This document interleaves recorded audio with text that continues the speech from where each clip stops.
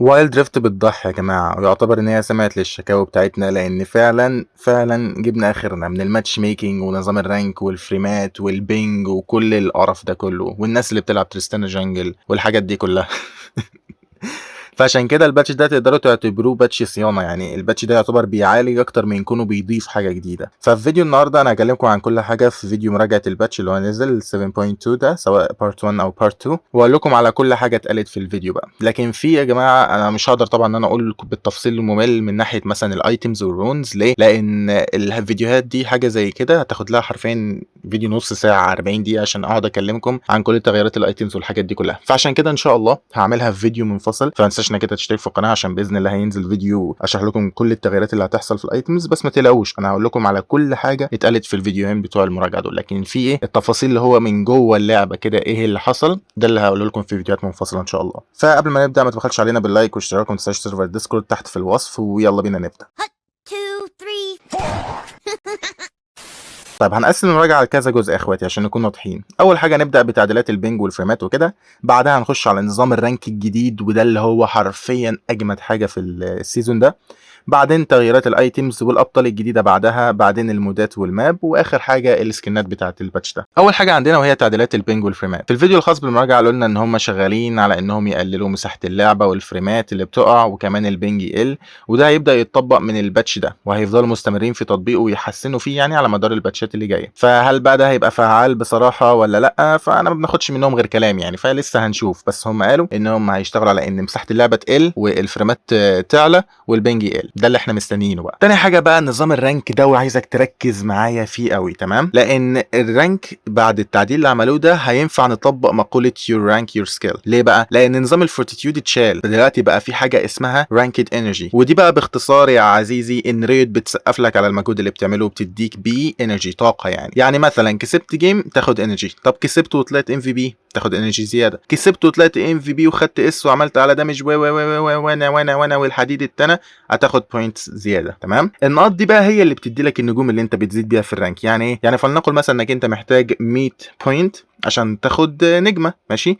وانت كسبت وعملت مجهود حلو فريت اديتك 200 بوينت مثلا، فهتاخد نجمتين. ومش بس كده، لا ده انت كل ما ادائك بيكون كويس على مدار الايام كل ما انت هتكون بتاخد بوينتس اكتر، حاجه كده زي الام ام ار بتاع ليج اوف ليجندز، اللي هو كل ما انت يكون ادائك كويس الام ام ار بيعلى، فلما تفوز تقوم بتكسب كتير، ولما تنقص قليل، والحاجات دي يعني حاجه شبيهه بكده. ده غير ان هم ما شالوش الحاجات اللي هي زي النجم الصاعد او الشيلد بتاع جاليو، يعني لحد دلوقتي لسه لو عملت مجهود وخسرت برضه مش هتحس ان تعبك راح على الفاضي، وجاليو هينقذك يعني. وكمان مش هتنقص نقاط كتيره، لو خسرت جيم انت عامل فيه اداء حلو انت ممكن تخسر جيم بس عشان ادائك كويس ما تنقصش نقاط اصلا. وده لان لو هديك مثال، انت دلوقتي مثلا معاك 80 انرجي، وعشان تنقص نقطه لازم ان الانرجي بتاعتك تنزل لحد الصفر، انت كده ايه خلاص هتنقص النقطه بتاعتك، فهمت قصدي؟ فانت لعبت جيم بس ادائك كان حلو، فاللعبه ما نقصتكش مثلا غير 50 وانت معاك 80، فكده هيبقى الانرجي بتاعتك هتنزل ل 30 لكن مش هتنقص نقطه، وده لانك انت عشان تنقص نقطه لازم تنزل لحد الصفر. فعشان كده انت ممكن تكون بتخسر اجيام بس ما بتنزلش، سواء انك انت بتنقص من الانرجي قليل او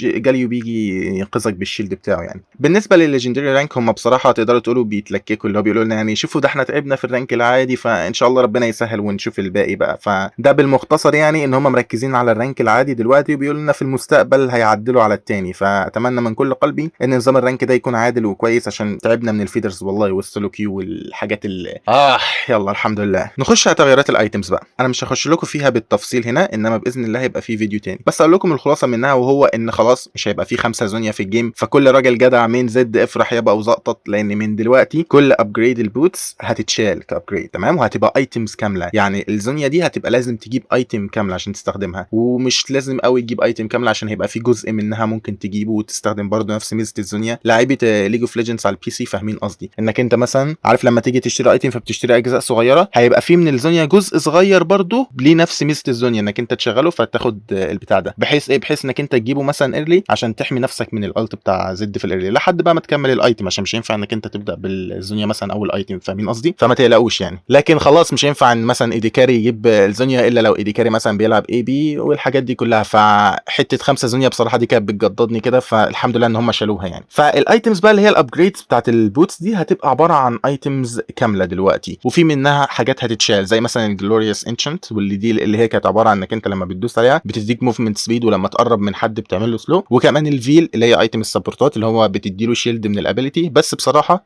الفيل دي في منها ايتم تانية نزلت ليها نفس الافكت بتاعها، ايتم سبورت، بس موجوده على تشاينا بي بي اي. تمام.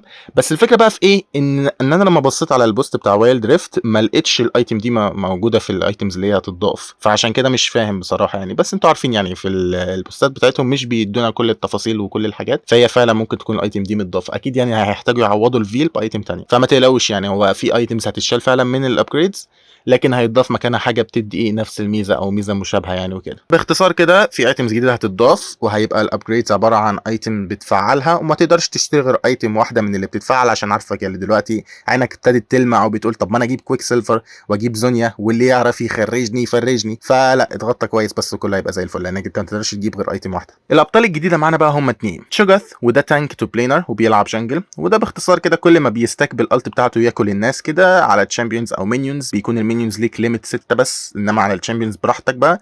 فانت كل ما بتاكل الناس دي كلها فحجمك بيبقى اكبر وبتبقى تانك اكتر، لغايه ما في الليت جيم هتلاقي كده طلع تشوجاث طالع يحضنك من الشاشه بقى. والشامبيون التاني بقى هي يونارا، ودي ايدي كاري بتعمل ماجيك دامج ومعاها موبيليتي معقوله شويه يعني، داش وبتاخد موفمنت سبيد وبتعمل سلو، فحاجه محترمه يعني. وبكرر انها بتلعب ايدي كاري عشان اللي عينيه لمعت تاني وقال لك موفمنت سبيد وماجيك دامج وداش وكل الحاجات دي اوف، دي ميد لينر وش خلاص. او نروح بيها توبلين بقى ونقعد نرخم على داريوس اللي في التوبلين والحوارات دي كلها. انضم لصاحبك اللي مش متغطي كويس فوق وتغطوا سوا انتوا باذن الله. المودات بقى في تريبل اي ارام حبيب الجماهير اللي بسببه الارام العادي بقى بيهش وبينش دلوقتي. هيجي له كروت جديده بافكتات مختلفه، والماب بتاعتنا كمان في الاجيال العاديه مش تريبل اي ارام، الماب في الاجيال العاديه هتتغير، هتبقى حاجه كده دافيه يعني، تحس ان هم يحطوا عليها افكت كده دفى كده. ليه؟ لان احنا في الصيف يعني، عشان يعملوا لنا الاجواء الصيفيه. ودينا مراسي ودينا مراسي، احنا ودينا ريفت بقى. بس كده قبل ما اسيبكم على السكنات يا اخواتي بفكركم بسيرفر الديسكورد عشان عايزين نلعب كاستمز كده ونشغل الشغل. فخشوا السيرفر وكل واحد هيدخل هديلك كوكيز هديه وعليها بوسه يا عم، اي خدمه، بضحى انا النهارده. فبس كده اسيبكم مع السكنات باي. باباي